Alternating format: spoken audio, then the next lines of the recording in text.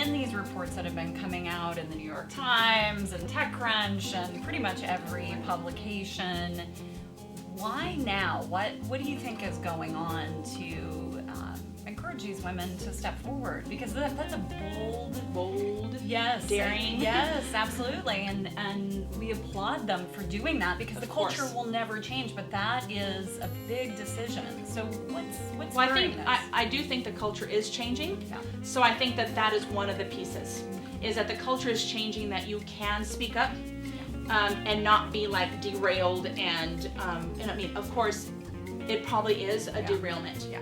However, there's a handful of female angel investors that are there to help. Yeah. So and back to your question of why now?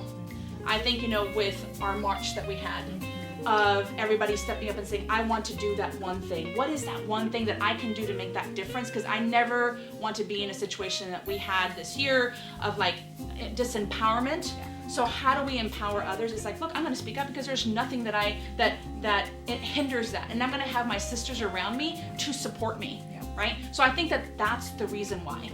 That's the reason why. That's like, I always go back to like, people ask me, why am I doing this book, that I'm doing this podcast? Is because, why now? Is because I want to do that one actionable aspect to be a part of that feminist movement. The feminist movement has changed. It's not like the bad word that it was 30 years ago. It's an empowerment word. It's a word of community. It's a word of collaboration, because before, 5-10 years ago, as you know, creating Hera Hub, it's like, why are you creating this co-working space where all these girls will be like, catfighting to everybody? I know you got that a lot, and it's like, no, we're not.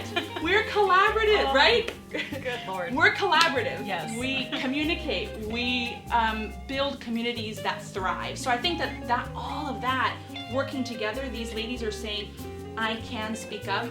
Yes, it's bold, and we thank you for doing that, but that's why now. Yeah, absolutely.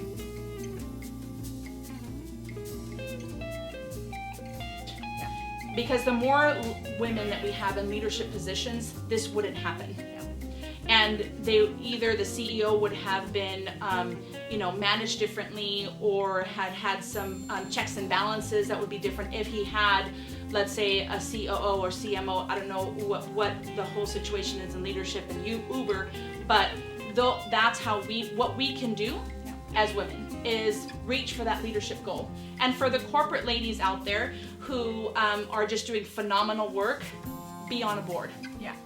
Get on a board, make that impact, even if it's on a nonprofit board. They need checks and balances too.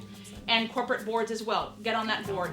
To get on a corporate board, usually you are an investor or something like that. You get in that way. So, that again goes back to activate your capital. Yeah. And when you do activate, ask for that board seat.